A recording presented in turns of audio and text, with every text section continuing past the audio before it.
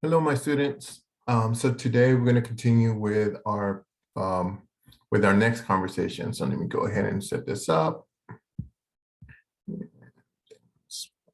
Yes. Okay. So one of the key things that we discussed last week was social stratification, right, and what that entails. Also, we visited the theorists around how they will approach social stratification in relation to explaining the different dynamics of, of how societies work, right? And so we cover Weber, Marx, and Durkheim. So if you notice, those theorists, they tended to fall within the frame what's referred to as macro theories. And the reason being is because it looks at the structure of sociology, right? So this is phenomenon that is, in a sense, um, around us, but we really don't engage with it directly, right? Meaning that although they have implications, it's more about the structure, right? And so we're going to make a shift. So now we're going to discuss the formation of the self.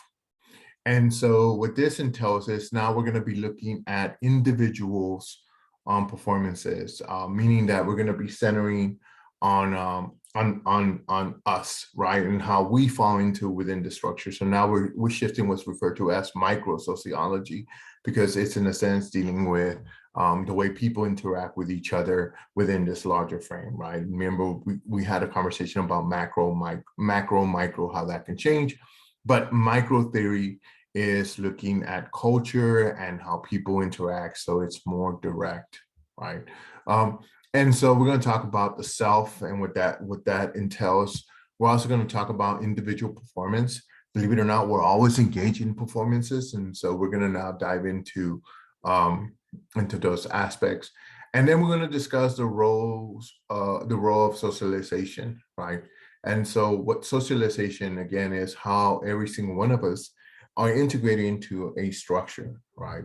And that structure is based on the geography, so it has to do with societies, right?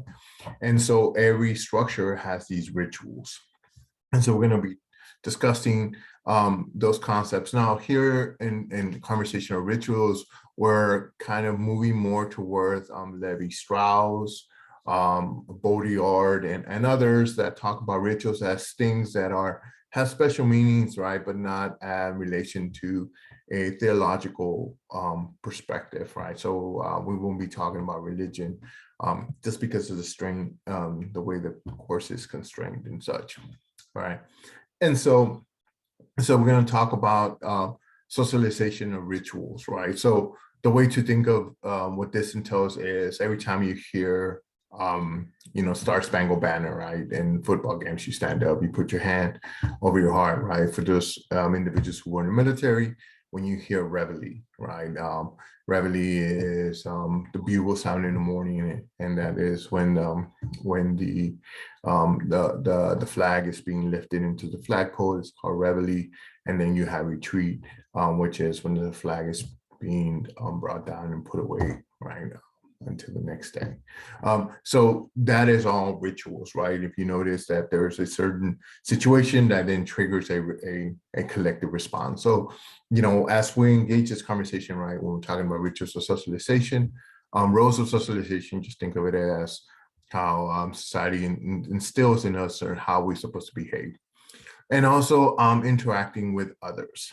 So we're going to dive more into this because at times we get confused of what do we mean by the others. And so we're going to, in a sense, kind of explore this conversation. All right. Okay. So let's go ahead and begin. All right. So yes, my computer, I'm sorry, is set up in Spanish. This objectives here, since it doesn't have any heading, and it telling me that, oh, you can put a heading here. I'm actually trilingual, right? And so right now I'm working on this project in Spanish for publication. So disregard the Spanish titles. And so let's go ahead and talk about the looking glass self. Now this is Charles Cooley. Cooley is Cooley, Cooley, right? So Charles Cooley came up with this theoretical frame called the looking glass self, right? And so what the looking glass self for Cooley, right? So Charles Cooley, it's essential that you remember those names. So for Charles Cooley is that we imagine ourselves according to others' response. So what he's instilling here in us is that the way we behave or the way we see ourselves is what other people tells us, right? So this is why peer bullying, right, cyberbullying is very powerful, because we internalize what people say about us, right? And so I'll give you an example. I had a friend a long time ago that, you know, so in the Army, you have field exercises, right? For those of you who are prior service, right? You have these field exercises that, depending on what your MOS is, which stands for your military occupational skill, it requires you to be out in the field and training and recertification, and sent you out to all these schools. And so there was a young man who was in a relationship, and so his girlfriend at the time always assume as though he was cheating, right? Like, oh, you can't, you don't want to spend time. Well, what do you mean you got to go in the field? You just got back and blah, blah, blah. What do you mean you got to get requalified on something? So make a long story short, she approached him as though he was cheating, right? So what he ended up doing, like, look, I'm being punished for something I haven't done and never done to her, right? And yet I'm being punished. And so what he internalized is, I might as well do it, right? And so you see, for those of you who study crim, right? You see that a lot, right? Or you probably read about certain theories that talk about how individuals who are treated as criminals eventually become criminals, right? And that's because they embrace the label, right? They take that label of being a criminal, and that's because they internalize, like, if I'm being punished for this, then I might as well do it. That way I can still get the reward because I'm being punished for something I haven't done. Right. Now, if you remember, Weber would say that is rational, right? Individuals would measure the pros and cons, right? So for Weber's, like, that will be a rational choice. For Cooley, he was very interested in this interaction, right? And so what he says is that we internalize the good things, and as well we internalize bad things, right? So it's the way we really are and the way that we are perceived, right? And so within the Latino community, there is this very deep and very sensitive conversation about body size, right? Body weight. Even as Americans, we might have, and just because I've seen it firsthand, right? Someone might actually be slim, but within that family dynamic, within that subculture, like, oh, está gordita, right? I mean, she's a little fat, right? And that's internalized, because then the fact, the individual internalizes that she's he or she is overweight. Now, I'm using a reference she, because in this instance it was directed towards a female in the family, right? And so that is for Charles Cooley, that is the looking glass self, right? That we internalize what people think of us, right?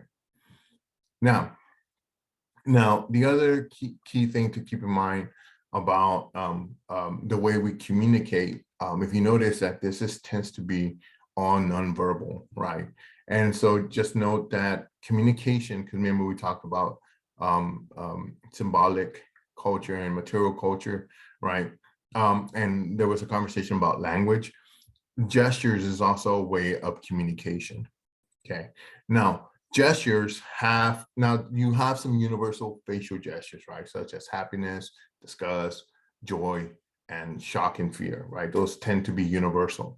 Now, crying varies, because you can cry for things that make you happy. You can also cry for things that make you sad, right? But those are some universal emotions, or facial gestures, or expressions, right? So here, gestures is the body of movement.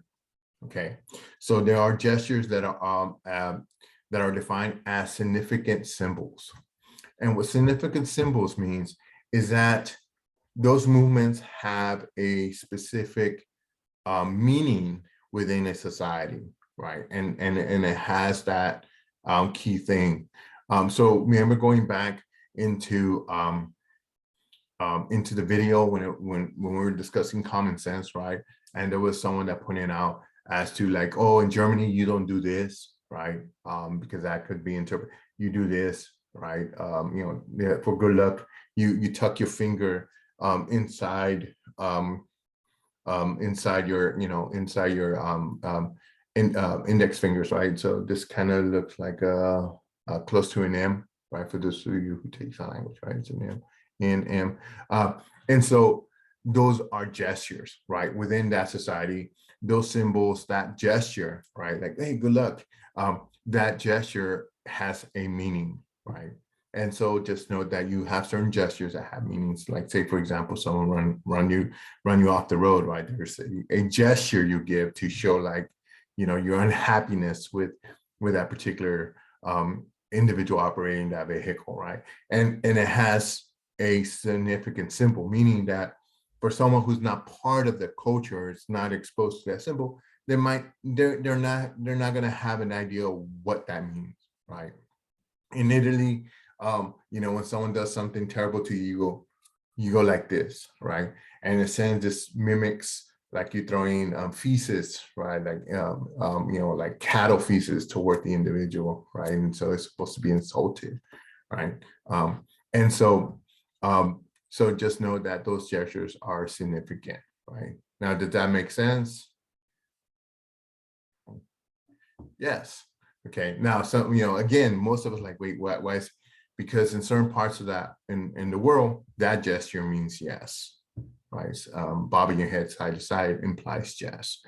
So, so here, when we're talking about gestures, right, we're dealing with this aspect of culture, and culture is very powerful. And this is something that not Goffin, but Cooley really emphasized, right? Cooley emphasized that we deal within this frame of culture, and this culture determines how we interact, right? So you notice it's not dealing with macro theories of functionalism and conflict theory, right, and status symbols.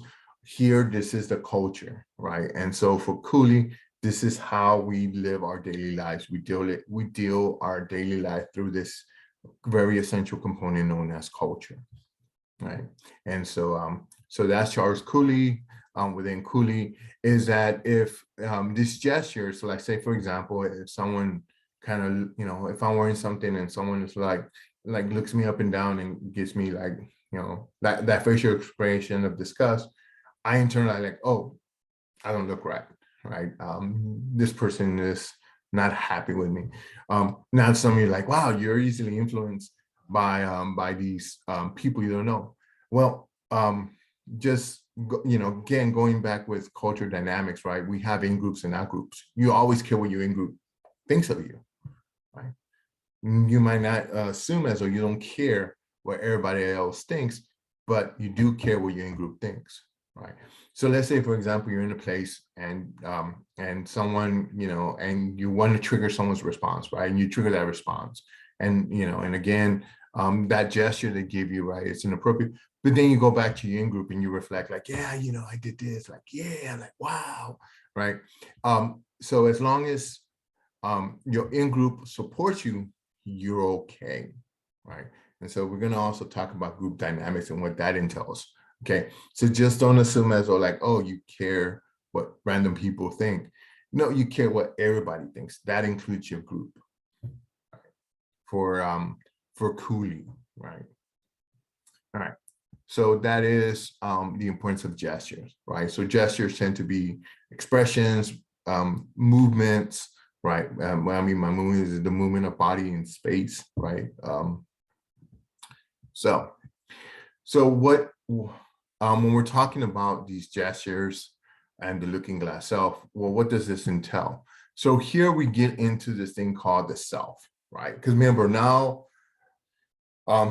we assume it's like, oh, I don't care what anyone has to say, right? Because remember, for Cooley, we internalize that perception through the gesture we receive, and we internalize that, and that impacts the way we respond. So how do we respond? Well, now we get into this thing called the mind, right, and the self. Okay, so this is Mead, right? George Herbert Mead. Mead, M-E-A-D, Mead. Yes, know that there is. Now, Mead looks at the self, meaning the actual individual. Remember, Cooley was interested in the culture. Now we're moving into the individual, and this is Mead. Now, what Mead emphasized is that the way we respond to this external stimulus, right, through these gestures, if someone shows aggression, like say, for example, you're happy, someone shows aggression to you, then you're going to respond with aggression, right? So this is kind of like the dog experiment, right? Like one dog's aggressive, the other dog becomes aggressive, and the other dog becomes more aggressive and such. So with Cooley, with George Herbert Mead, M-E-A-D, he was very interested in the self. And so what he says is that when you experience the stimuli, right, this cultural stimuli, such as a gesture, it first goes into what he calls the mind. And the mind is something abstract, right? So the mind is different than the brain, right? The brain is divided into left and right hemisphere, right? And so the brain is the actual physical object that's rests in your cranial. That is the brain. The mind is the abstract. And what the mind is in a sense, an internal conversation, right? The way you reason with a big R, right? For those of you who are interested in philosophy, you learn the difference between small r versus big R. So this is reason with the big R, right? Capital R. And so the mind is where the conversation happens, right? That you determine how you make sense of the situation, right? How do you respond? Okay. Now, for Mead, he says that this never really happened outside society, right? That this idea of mind, because remember, we're starting off with this idea of a mind. And so what he's saying is this idea of a mind is the end product of something that happens earlier in development, right? And so when we're talking about development, we're talking about cognitive development, right? And so cognitive development is the ability to reason. So what he's saying is that this internal conversation starts off in having to first and foremost develop a self, right? A self is who you are, how you see yourself. That is a self, right? And so he calls this the object. And what he means by the object is that the self in its infancy or in its foot component was a state of blankness, right? And it's this object to be filled, right? To be occupied. And so what he talks about, right, Mead and development of self, and that's actually the title of his book is The Development of Self. He has several. That's one of my favorites, Development of Self, because he's what's referred to as a interactionist theorist. And so he says that the way the self takes forms, it first starts off in infancy, right? Or in early childhood. So here we're talking about like preschoolers and, early toddlers up, close to the age of, say, 10, well, 9 or 8, right? Up to that point. So from infancy to the age of 9 or 10, right? For him, the age doesn't matter, the development is what's important. And he first breaks it down into what's referred to as the play stage. All right. So the way the self first becomes conscious, right, or manifests, becomes in a sense metaphysical in the sense of existence, is that it first needs to go through the play stage. And the play stage is that a child learns to mimic others, right? Meaning that the child internalizes others' identities. For example, the child pretends to be mommy, child pretends to be daddy, right? Pretends to be Batman, Superman, right? The Joker, a doctor, a firefighter, a police officer, right?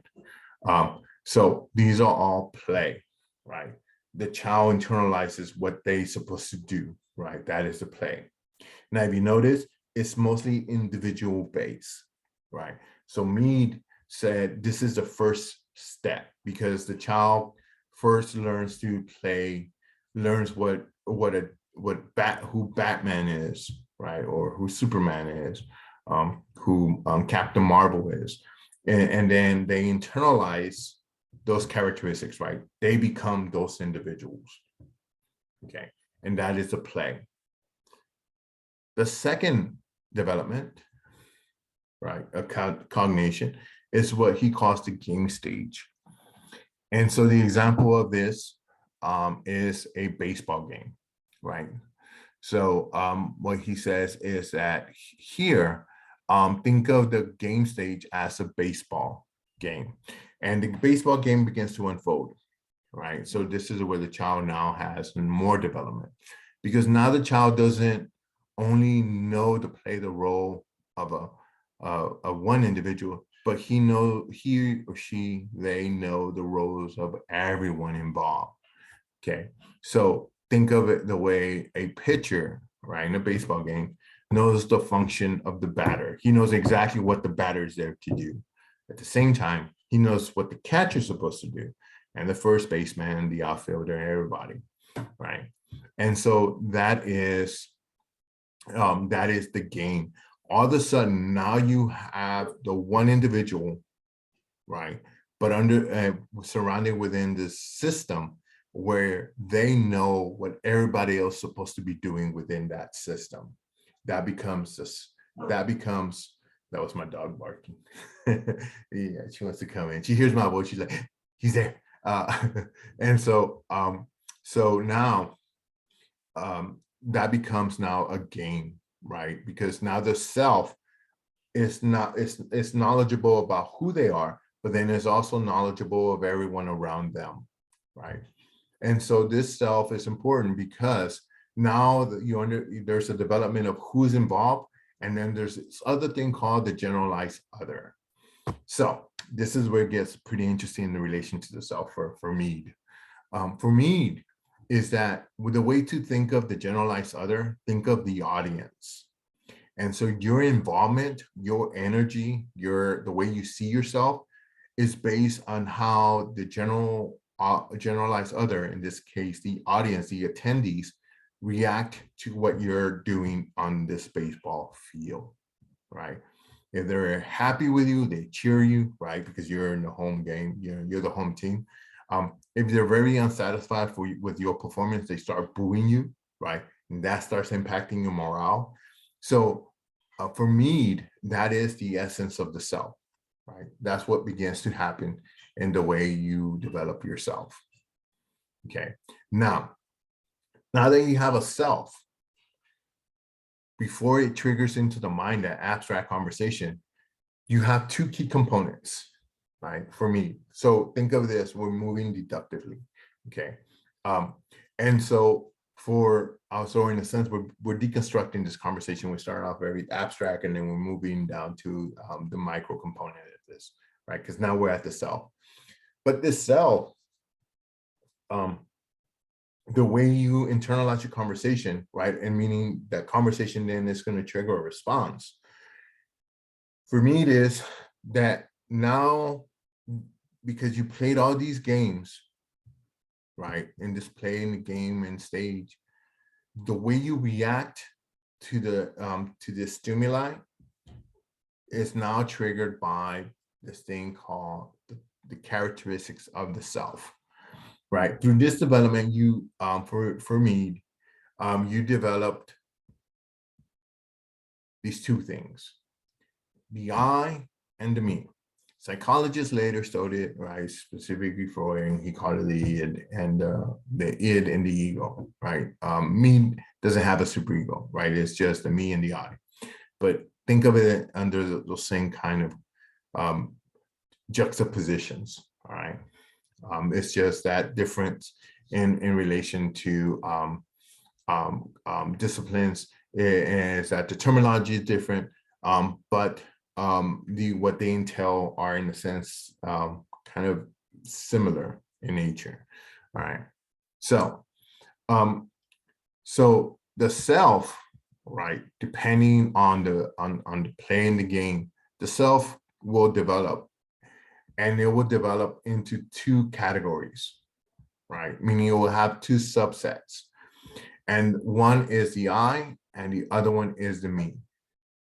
Okay, so let's go ahead and talk about what the I is. The I is this creative self. That is the I. The I you're born with, right? There's just something about you that is your I. It has it really, it's what makes you unique. If you have a specific skill or trait, not necessarily trait, but a specific talent, skill, that is the I, right? That's just you. Okay. It's not fully developed, but it's there. Okay. So that is the I. The other one is the me, deals with conformity. The me is what society wants you to do, right? And so you can see, right, there's a lot of similarity between the id and the ego here. The me is the pressure you get from the structure. That is the me. Now, for Durkheim, for Mead, he's saying that in relation to the self, these two need to be in balance, right? So what he says is that the self is the fulcrum, and then in this fulcrum, you have the me and the I in opposite ends, right, of this fulcrum, or this fulcrum is like a triangle, right, or a balancer, and then you have this plywood, or right here you have the me and the I. And so when saying is, when you have a strong me, you have someone who's very conformative, right? Someone who doesn't challenge structure, who goes along with the status quo. Now, somebody like, wait, what could those be anti-vaxxers, right? When we use that term, right? The answer is no. On the contrary, that can also be considered someone who's a conformist, because they fall within a dynamic that thinks about it as, science not being legitimate. Well, would that count as with someone who also does that mean that someone who is advocating for vaccination, would they be considered a strong I? No, because they're also conforming within society, right? So here, I know somebody like, wait, but then what does that, how is that possible? Because remember, the self is in relation to groups, right? So if you're in a group thinking, right, now granted, it might not necessarily be a large group or a subcategory. It's not important for me. For what he's saying is that the self is living within a specific group, right? You attach value to this one group. For you, that is the essence of existence of the self, right? That is what's important for you, right? The way he breaks this down is that when you're talking about conformity, it's someone that goes along with the group, right? Never challenges their particular group dynamic, right? And so these would be individuals who, now this can also be individuals with no self-esteem, right? Or what we call like people who are like spineless, man. You're so spineless, like you just go along with everything we tell you to do. You're like, yeah, right. That is a strong me, right? Because their essence is for that group. Now, the I, for me, is not someone who is like saying, I'm not gonna do this.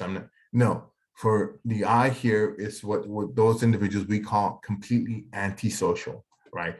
They just don't have a group, right? And so, for those of you who study crim, right, you study profiling. For those of you interested in deviant behavior, you see those individuals that just don't care about there are certain individuals that just don't care about humanity, period, right? We call them psychopath, right? Or, so sorry, not sociopath, right? Now my dyslexia. We call them sociopath, right? They don't conform to any social norm, right? Cannibalism is a good example of a strong eye, right? Because why? Because they're giving into the self-interest, right? Their instincts, right? They want cannibal. They want to eat human flesh. They're going to eat human flesh. So that is a strong eye. Okay. So what me says is that you need to have a balance of both, right? When you see something that is going terribly wrong, then there you should allow the eye to dominate, right? When you're not wanting to hurt someone's feelings, right? Then there maybe you should let the me be more dominant, right? As a pro researcher, you oscillate between the two, right? So where can we instantly see a reference where there's a strong me component? I want to say a couple months ago, there was a young lady who was being raped on the train, I believe, right, in one of the metro systems. And nobody did, and there were individuals in that metro system and no one intervened, right? Only one person called it in and say, hey, there's a young lady who doesn't seem right. And so she's being harassed, right? And so then, within I think like 2 minutes or so, right, the law enforcement was there, stopping the rape. In the meantime, there were other train pedestrians in there and nobody did anything about it, right? There, me would say that is a strong me, right? Because somehow within that structure, within that situation, they all agreed collectively that that wasn't their immediate responsibility, right? And so for those of you who are certified in first aid or considering getting certification in first aid, one of the key things is don't assume as though someone else is going to render aid, right? Because that is the first major assumption we have when there's a crisis or an injury happens, is that someone else is going to do it. Someone else is calling 911. Someone else is going to render aid. No, the first thing you learn in first response or first aid is do it yourself, right? Render aid, call 911, right? Or render aid and then immediately make eye contact with the first person you see as you're giving aid and tell them call 911, right? Because now it's not someone else doing it. Now it's, that person doing it, right? And so for me is that when you have more disconnection of, and later we're going to talk about these group dynamics, the me becomes very powerful. The me becomes extremely powerful. You have individuals that disconnect.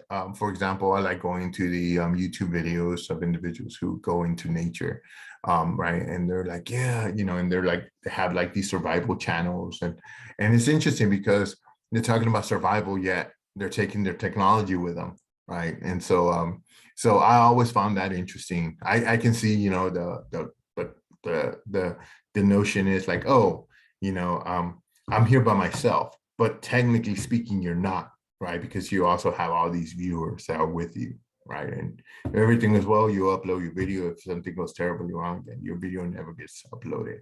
But the point being is that there's difference between that, I think, and then someone who's just out in the woods without any camera or incentive to videotape their survival experiences. Now, granted, what they're trying to convey is knowledge for when you do go out there, right? But the argument is then, is that a self, right? Is that become a me? Yes, because all of a sudden you start seeing that they start advertising their own products, right? Remember we talked about commodity fetish, and so then all of a sudden now you start buying their logo and and so different things, right? And just because of the imagery, it's not because the product is great, it's just because it represents something. Okay. So there, right, that is the essence of the self. Okay. And the self is made up, for me, it's made up of the I and the me. The I you're born with, right, is that unique characteristic that defines who you are. And the me is socially constructed, right? It's society. Okay, so now we're going to be talking about the self. Okay, so now you have the self. Well, what do what happens to the self? Okay, because remember, me says like you should have a balance of both. And so this is where you see the balance of both that begin to manifest. All right. Okay, so now this is Goffman. Remember I mentioned earlier, like I said Goffman, not Cooley. Okay, so now we're going into Goffman. Goffman is Goffman, Goffman. All right, so Goffman, he says that life itself is a performance. Okay, so what he says is who you are is, in a sense, it's based on where you are.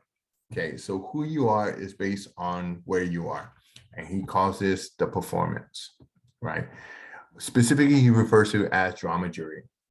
Dramaturgy for Goffman is life is a stage, right? So think of this. So for Goffman is think of life as a stage of performance, right? Where you're always performing. And he breaks it down into the front stage, this front stage, which is this. This is the front stage. And then you have the backstage. All right. So for Goffman, life is a performance. And so the self is going to be based on where you're at. So remember we talked about the me and the I. So here in front stage, right? And so what front stage means is that for Goffman is if you're in view where society can see you, in view where society can turn back and like frown, then that is the front stage. Okay, so for Goffman is in this front stage, you're always going to present the best self possible, right? So you're going to give preference to conformity. You're going to give preference to the me, just because there's an image you want to present yourself, right? Versus the true self, which is the I, right? And the I is more reserved in the backstage. In the backstage, this is where you have only a select few of real good friends, right? And they say, you tell them like, you really know who I am, right? Or you really know who they are. That is the backstage, right? It is only reserved for a select few. Okay, that is the backstage, right? So I'll give you an example. So before I met the love of my life, I went on a date, and so I, we played racquetball. For those of you that don't know what that is, it's kind of like tennis. But there's a one frame, you hit it with the racket, right, and bounces and stuff. So we worked up a pretty good appetite, and then we went out for a late lunch. And so we sat down, and I placed my order. The young lady started to place her order, and then she just asked for a salad. Okay, so all of a sudden, that was a front stage performance. Okay, and the reason being is because here, both of us were in an effort to present the first best ideal self, right? And so later that evening, we went for a walk, and then all of a sudden I could hear her stomach go, right? And during the late lunch, I asked, like, "Are you sure? Like, we just worked up an appetite, And she goes, "Yeah. I'm not that hungry. I just want a salad." And so, a couple hours later, her stomach started growling, and she got embarrassed. I'm like, "No, that's cool. You want to go grab some tacos?" And we had a taco, and best drink in the world, Dr. Pepper. But the point being is that here, that was a front stage, right? And you see that a lot, especially when you're recently started dating someone, right? You're on the phone like, hey, yeah, like, I'm so understanding. And yeah, no, you hang up. No, you hang up. No, you hang up. 3 hours later, you're like, no, you hang up. No, come on, you hang up. Like, oh my gosh, right? That is the front stage, okay? In the backstage, you get now to a level of comfort, right? So just think of drama jury in that retrospect, okay? Is that here, when we're talking about the self, is the self, it will be determined on where you're at in relation to the social setting. All right. So we just finished talking about drama jury. Let me go ahead and clear this. All right. So here, so again, Goffman, he was very interested in this front stage and backstage, right? And so for him is that we internalize these relationships, okay? And that this then is, kind of serves in the way everybody gets integrated. So in relation to micro sociology, is where does this all happen? It happens through the agents of socialization. Okay, so let's first talk about what socialization entails. And I know that I have already visited a couple of times, but now let's really dive into it. What socialization means is that every single one of us gets integrated into society. It's how, where, when, yes, we get integrated into society. It's because every junction in our lives, we're learning something new within the structure, right? And so we get into these different integrations. That is socialization, is that that every single one of us allows us to get, or helps us to get integrated into society. And that includes culture, because remember, the purpose of culture is for our survival. Okay, so who are these agents? Who are the ones that help us get integrated into society? It's broken down into two. You have your primary, which is your family, right? Your family are the first ones that get you integrated into social, are your first agents of socialization, right? Agents means that entities, institutions, individuals that help society integrate you into the system, right? So because studies show that when a child is not held, right, or doesn't encounter have adult contact, right, positive energy, that they become very isolated as an adults, right? They don't care for human emotion and contact and stuff, right? And so there's studies that look at these family dynamics and the importance of family dynamics, right? That family component. Now here, family is pretty broad. And so family is any individual or individuals or groups that that helped and assist you get integrated into the structure, right? And because the family teaches a language, right, and the norms and the values. Remember, we talked about right and wrong, right? Here, a good example is the question that becomes, why is it that 2-year-old, right, the terrible twos, and we hear that, right, the terrible twos, a child's most masterful word they learn is no, like no, no, no, no. Well, it's because that is a word they most likely hear, right, on continuously, like no, don't put that in your mouth. No, don't do this, right? Now there's redirections of like, maybe we should, society shouldn't be using the word no, right? And there's other reinforcements to it. But that is the word that 2-year-old toddlers tend to learn first, right? And that's because that's the word they are more likely to encounter during that particular lifespan or that life point. So the family is important. Other one, religion, right? Religion or non-religion. If your peers, I'm sorry, not your peers, but your primary caregivers are not very religious, studies show that the individual might not actually be very religious.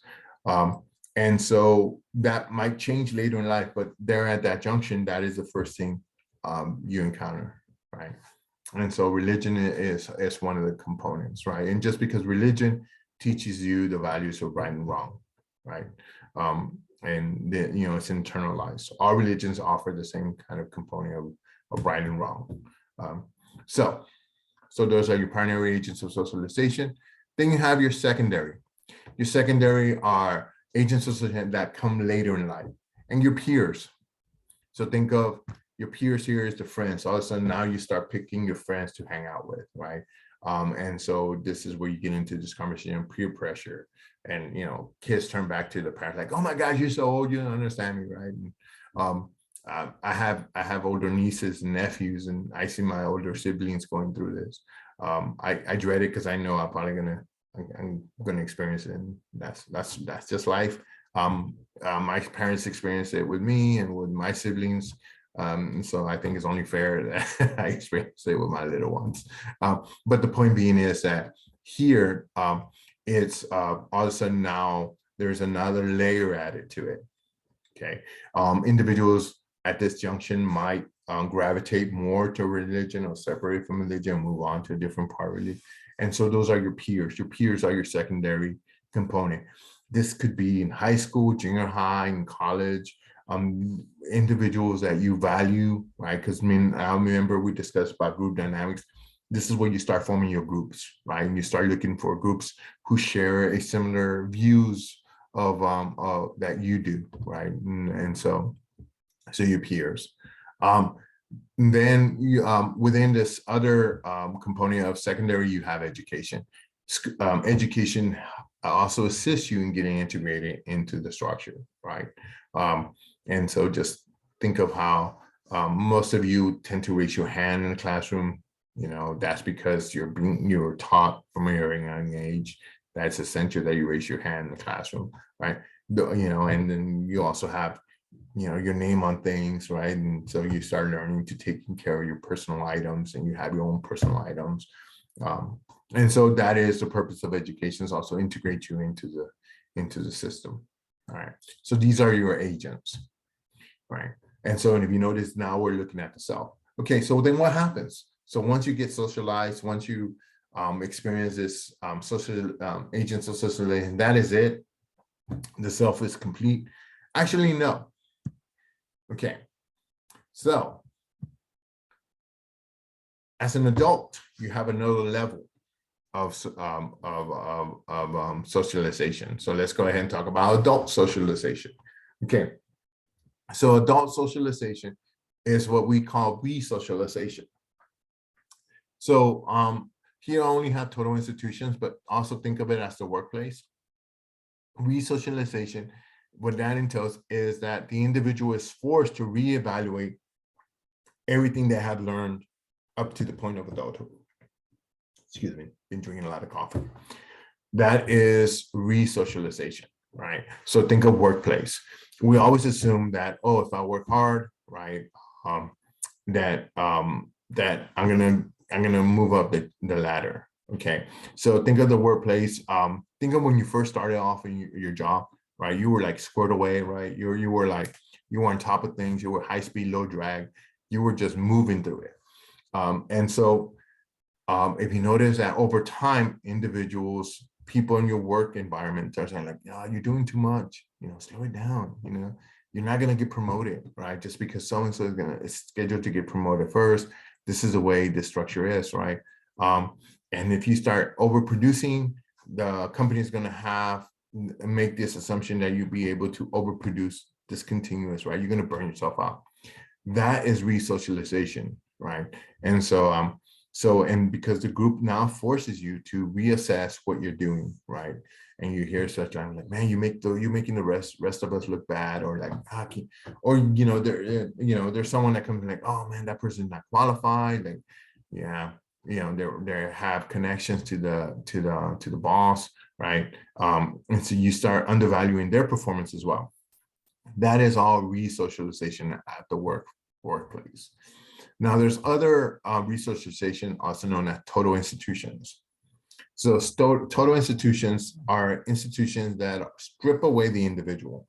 And total institutions are predominantly known for two. One, correctional institutions, right? So this is where the individual identity self is stripped, right? Their name is taken away. They're given a number. They give everybody wear the same uniform, right? There's complete control of the individual movement, right? And as an effort to rehabilitate. The other total institution that falls here under the same principle is the military. Um, First thing you learn, I can only speak for the Army. The first thing you know is that there is no letter I in the word team. Right. And so there, the individual is identity strip. They don't never refer to you by your first name, only by your last name. So I was known by Hilario. I'm sorry, Molina. That's my last name. But then, and everybody wears the same uniform, right? It's completely controlled, especially for those individuals, those of you who have gone to basic, right? You know that to take away your CV clothes, and all of a sudden, you know, you go through the cycle for about a week of getting processed, right? Call it in process. When they start issuing you your uniform, you get your paperwork, your vaccinations, your booster shots, your anthrax shots, all this stuff, right? Line you up, shot left, shot right, and so and then you know, shave your head, and then lo and behold, everybody is dressed the same. Everybody goes to eat together and stuff, right? And that is because the individual is stripped. And so those are total institution. Okay? And so that is known as resocialization. Okay. All right. So now we discuss about resocialization and how we get into integrating into society. What does that mean, right? What does that mean that we get integrated into society? Well, here, what all of a sudden now is because now we have a sense of self, right? And we've gone through a socializational process, and the way we integrate in society, we understand how we're supposed to interact with each other.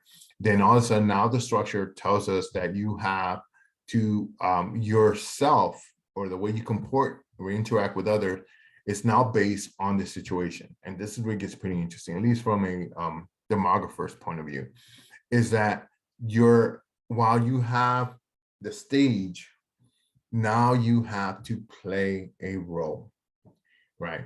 And so here it is, two key things for purpose of the exam, you need to remember is the status you occupy. Like I occupy the status of a university professor, right? And my role is that of a professor. So therefore I play the role of a professor, right? If you occupy the status of a parent, then you play the role of a parent, right? So that if you occupy the status of an older sibling, then you play the role of an older sibling or a younger sibling. So if you notice, this is how you're now performing on this stage. Okay, you're performing based on these roles that that you have. Now, there are times when you have role inconsistency. Again, role inconsistency. Role inconsistency is, let's say, for example, you ran into the status of someone who is homeless, right? But then you learned their role.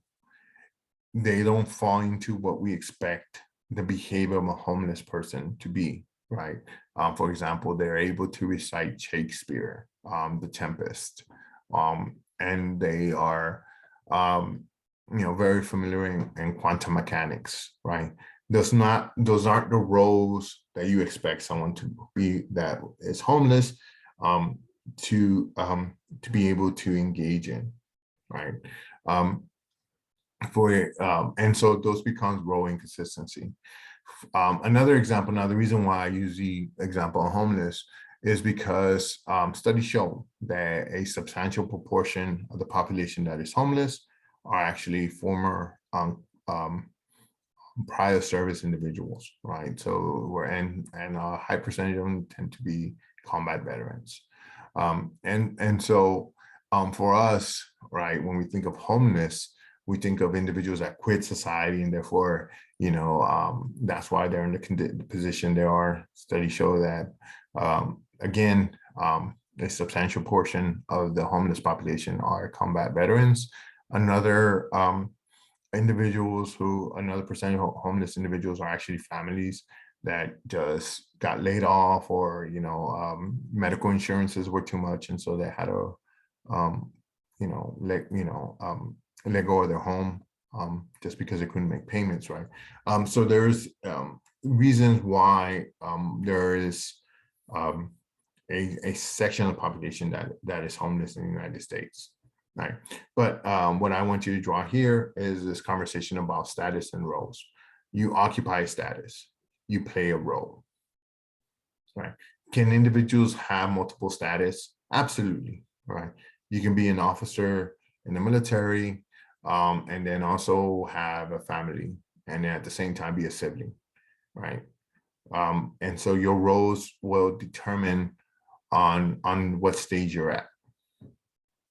Okay, so same is true with me, right? Right now I am a professor, but at the same time, just because my kids are in the next room, I am also a parent, right? So that's my status. My status is that a professor, and therefore right now I'm playing the role as a professor, right? Kind of sound kind of professional.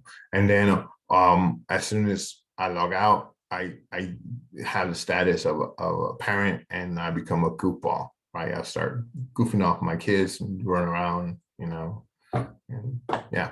So those roles will change based on what status I'm occupying at that point in time. All right. So what happens? How does this now take place? Well, remember we talked about the self and the roles. And so the self here is very interesting. So the self, how you kind of perceive this interaction is known as the interpersonal relationships, and groups can be broken down into and see here, groups is a small number of people sharing a common interest. That is a group. And so just know that here, triads after this point becomes corporations. So there is very no difference. But there is a difference between these two. So dyads. Okay, so dyads are pretty interesting. Dyads just mean two, right? And so what this is saying is that there are two individuals, just those two individuals are making that group. They're in that relationship to the group itself is very unstable. Why? Because if one individual is not happy with the group, then that person can leave and then the group crumbles. So there, the group is unstable. The individual has power. What do I mean by this? In a dyad, so think of it when you go out with your friend, right? And so lo and behold, y'all get to the movie theater. You and your friend are about to watch a movie, right? And lo and behold, there's a new movie that you really wanted to watch. And it's showing at the same time that your movie is showing, or the group, the movie that you and your friend are going to watch is showing. And so what do? You negotiate, right? So here, the self has a lot of power compared to the group, because here the individuals will negotiate. Like, hey man, I'll tell you what, let's watch my movie. And this is usually how it unfolds, right? Let's watch my movie, and I'll buy the popcorn, I'll get the drinks, and I'll pay the ticket. But let's go ahead and watch my movie, and then we can watch your movie next time, right?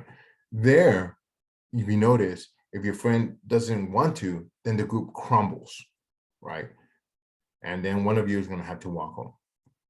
So that is the power of a dyad. Dyad, the group is unstable, the individual is strong in that retrospect, right? The influence in the individual is very strong. A triad is very different. So this is where you have now three individuals, right? Or three or more, but here typically three. Just know that the more the group, the more members, the stronger the group. So what happens is that in this instance, the group becomes stronger, the individual loses power or influence. Group is stronger, the individual, the self is weaker. Group is more powerful, the self is weaker. Well, what happens? Here, like most things, right? What do? when we have two scenarios, we vote, right? Like, oh, let's take it to a vote. And then if the group wins, then all of a sudden now, even though you don't want to, you want to watch the other movie, but the group says, no, we're going to watch this, and so all of a sudden now the self goes with the group, right? You go with the group, although you wanted to watch the other movie. And the reason being is because here the group becomes more powerful. And just know that this is the first more shift in dynamics that we start seeing. The more individuals there are in a group, the more powerful the group is, right? I mean, when we talked about collective consciousness, that's their kind. The group now has dominance over the individual, right? And so for you, the group, I mean, we talked about conformity, the group is more important than the self, or what I mean by the self is the I. And so this is where you start seeing a shift in stronger me than an I, right? Because you don't want to go against the group. So, think of it if you play sports, right? You might have done things you didn't want to do, but just because everybody else was doing it and you didn't want to be singled out, right? And so that is the group. Okay. That is the group. And so this is in relation to how we interact with the structure. All right, so we come to the end of the class. I hope you enjoyed this conversation. I know this is quite long. Just know that I've been speaking for close to an hour, maybe. I lost track of time. Yeah, I just know I ran out of my coffee. So yeah, have a phenomenal phenomenal week. We have come. Oh, Happy New Year! Happy New Year! Sorry, Happy New Year! And we come to the end of so this is last week, and so this is pretty much the end of our semester, right, for us. So just make sure that you understand who Cooley is, Goffman and Mead, and how they contribute to the conversation. Be familiarized with the key things we talked about today. All right. So that concludes today's conversation. Y'all have a phenomenal day, and I'll talk with y'all later. Adios.